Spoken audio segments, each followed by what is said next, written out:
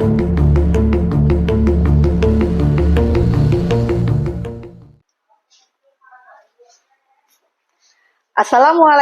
warahmatullahi wabarakatuh. Salam sejahtera untuk kita semua. Guru hebat, Indonesia kuat. Saya Eka Rahmayantina Utami dari SDN 4 Selat Hilir, Kabupaten Kapuas, Kalimantan Tengah. Guru kelas 6. Video praktik baik kali ini saya memperkenalkan GeoKit Asia. Inovasi pembelajaran dengan model PBL. Menggali makna benua terbesar melalui kotak misteri dan peta koneksi media sekitar.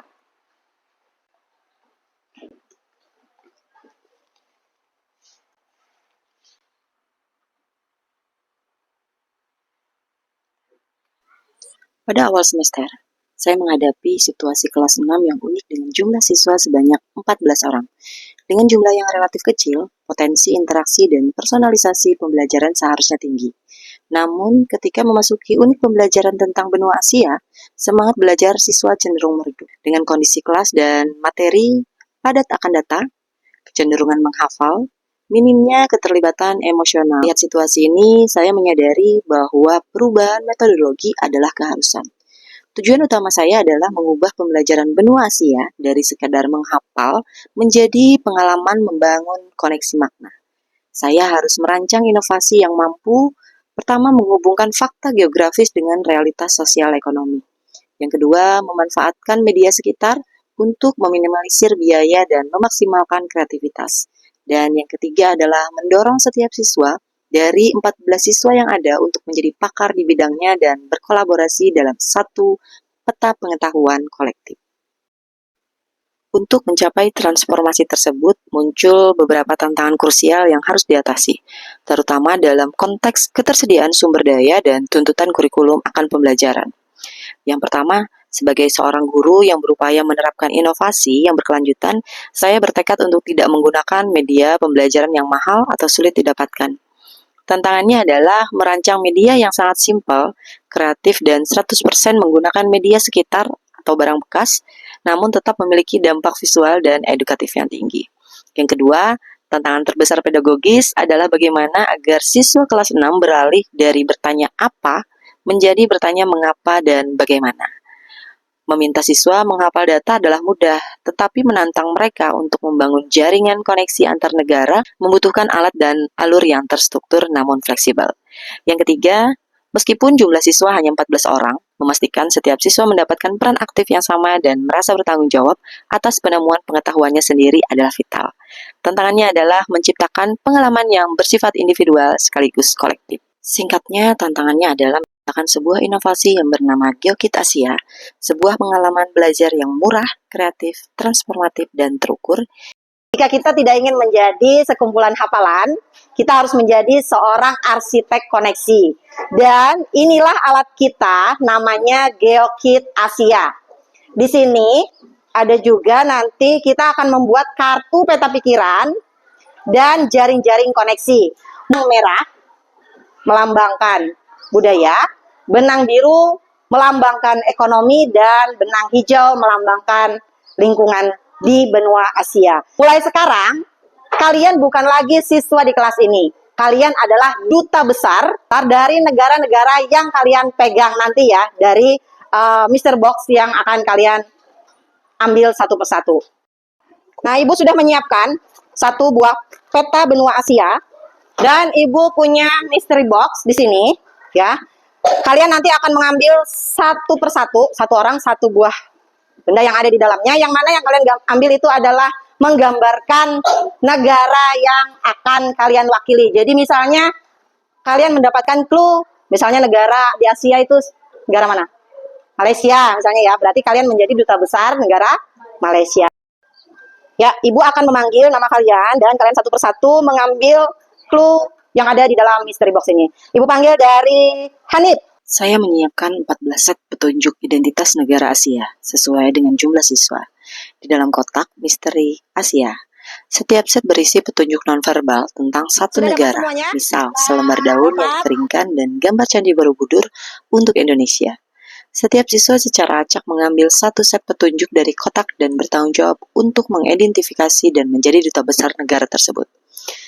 Siswa berdiskusi secara singkat dengan teman di sebelahnya untuk menebak negara tersebut, mendorong komunikasi dan kolaborasi. Ini adalah langkah awal untuk beralih dari pasif menjadi aktif. Geografi, ciri fisik, budaya, tradisi unik, dan ekonomi komoditas keunggulan. Mereka mencatat temuan kunci pada kartu peta pikir atau potongan kertas bekas yang telah saya sediakan dengan format yang sangat ringkas. Inilah puncak inovasi yang membedakannya dari proyek biasa. Siswa diminta untuk menggunakan benang berwarna untuk menghubungkan negaranya dengan minimal 2 negara lainnya, dengan syarat benang biru untuk koneksi ekonomi, menghubungkan negara yang memiliki hubungan ekspor-impor dan ketergantungan sumber daya. Yang kedua, benang merah untuk koneksi budaya sosial, menghubungkan negara yang memiliki persamaan budaya, migrasi, atau sejarah kolonial. Dan yang ketiga adalah benang hijau untuk koneksi lingkungan, menghubungkan negara karena isu lingkungan lintas batas. Tindakan ini memaksa siswa untuk berpikir kritis dan sistematis. Mereka harus menjelaskan mengapa koneksi itu ada. Ini adalah implementasi langsung dari konsep keterhubungan yang menjadi inti dari pembelajaran. Setiap siswa mempresentasikan negaranya, fokus pada 3 hal. Yang pertama adalah fakta kunci negaranya, yaitu kartu peta pikir. Yang kedua, koneksi yang ia bangun, yaitu benang. Dan yang ketiga adalah justifikasi atau alasan mengapa ia memilih warna benang dan koneksi tersebut. Lihatlah peta raksasa Asia di hadapan kita sekarang. Di pertemuan pertama kemarin, ini hanyalah selembar kain. Sekarang peta ini sudah dipenuhi oleh benang merah, biru, dan juga hijau yang saling melilit dan berdenyut. Ini bukan lagi sekedar gambar statis, tapi jaringan hidup yang menunjukkan bagaimana negara terikat dengan negara lain. Inilah arti sesungguhnya dari pembelajaran mendalam. Kita tidak hanya tahu letak di mana itu negara Tiongkok, tapi kita tahu mengapa polusi udaranya penting bagi Korea. Kita tidak hanya tahu komoditas Indonesia, tapi kita tahu mengapa pasokan itu krusial bagi pabrik di Jepang. Kalian semua telah berhasil mengubah hafalan menjadi koneksi yang bermakna. Ucapkan selamat kepada kalian, para duta besar benua Asia. Ibu harap riset dan sintesis data kemarin yang telah kalian lakukan berjalan lancar di pertemuan pertama kita. Sudah berhasil. Yang pertama, kalian membongkar kotak misteri dan mengidentifikasi negara yang kalian wakili. Yang kedua, mengubah data mentah menjadi fakta-fakta esensial di kartu peta pikiran, ya, yaitu mengenai letak geografinya, budaya, dan ekonomi antar negara yang telah kalian wakili. Tepuk tangan untuk para pakar Asia. Kita sudah pada tahap akhir pembelajaran. Di akhir pembelajaran ini kita akan melakukan refleksi. Ibu telah menyediakan papan refleksi, yaitu zona emosi. Bagaimana hari ini kalian merasa setelah pembelajaran selesai?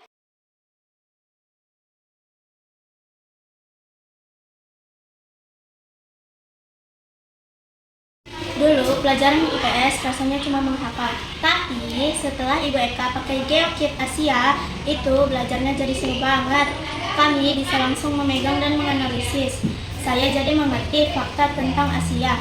Nilai ujian saya juga jadi lebih bagus karena semua langsung terbayang di kepala. Di sini, saya berbagi bersama rekan sejawat guru kelas 6. Saya menjelaskan bagaimana cara menyiapkan dan menggunakan dari GeoKit Asia. Halo, dulu kami sebagai guru kelas 6 sering sekali mengalami kesulitan membuat murid fokus terutama dalam hal-hal yang kompleks. Tetapi, Bu Eka berhasil menembus batasan tersebut. Beliau terbuka untuk berkolaborasi dengan idenya, terutama dalam memanfaatkan bahan bekas seperti ini. Dampaknya, angka partisipasi siswa menjadi meningkat.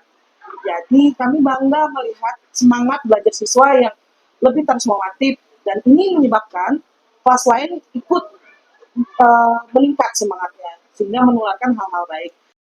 Terima kasih kepada Bu Eka sudah menciptakan media pembelajaran GeoKids Asia. Good luck! Ibu Eka bukan sekedar guru, melainkan agen perubahan di lingkungan sekolah kami. Inovasi yang beliau bawakan melalui penerapan GeoKit Asia telah mengubah cara siswa kelas 6 melihat pembelajaran dari yang pasif menjadi proaktif dan analitis. Beliau menunjukkan kepemimpinan pembelajaran yang kuat, terbukti dari konsistensi hasil belajar yang meningkat dan semangat rekan guru yang tertular untuk berkolaborasi. Beliau adalah aset yang berharga bagi pengembangan kualitas pendidikan di sekolah ini. Terima kasih.